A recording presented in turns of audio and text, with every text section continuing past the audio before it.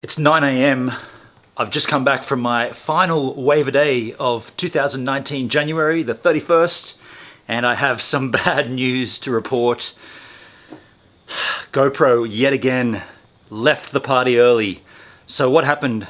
The Session 5, well, long story short, I got sucked on the inside and I was trying to paddle out, and a set came in that was a lot larger than the others, and I knew my duck diving skills were not up to scratch, so I flipped the board over and went under the wave myself, came back up, pulled the board towards me, and when I got to the fin of the board, the Session 5 was no longer there. I'm going to put this like this. Look at this. That, let's go manual focus for the cinematic tings. Where are we? Here we go.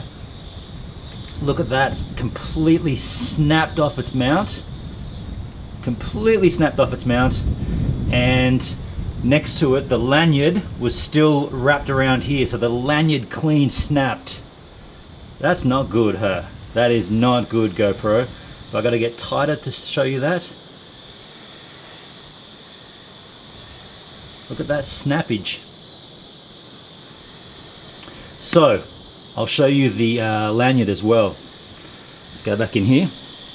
I kept the section of lanyard just for historical documentation. Whoa, whoa, whoa, whoa, whoa. Let's get a setting here. Let's go auto. Look at that. That is the little snappy piece of lanyard which used to hold my Session 5 to the bottom of my surfboard.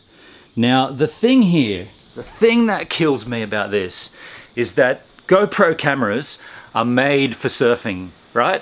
Now, you don't see a lot of people mount them underneath their surfboards, and I have copped a lot of flack for doing that. The drag, it's 100%, everybody's correct, it creates drag. Nobody's disputing that. But my idea was that I'm putting it there purely for if there is any sea life, such as the shark, or anything untoward happens, there will be documented evidence of that. And that's why I had that there, and I was willing to forego the drag for the footage. Now, it seems like GoPro has made the decision for me. No, you will not mount a GoPro underneath your surfboard, because if you do, we will not, they're not going to guarantee that it's going to stay there. We will not, what am I trying to say? What I'm trying to say is, it's not GoPro's responsibility that I lost my GoPro, but it is their responsibility that their GoPro mount failed and the lanyard failed.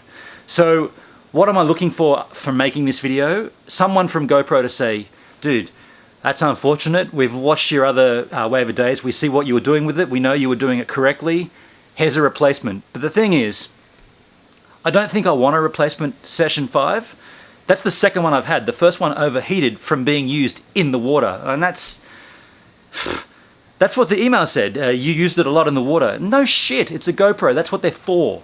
So I'm not going to mount a surfboard. I'm not going to mount a GoPro under a surfboard again.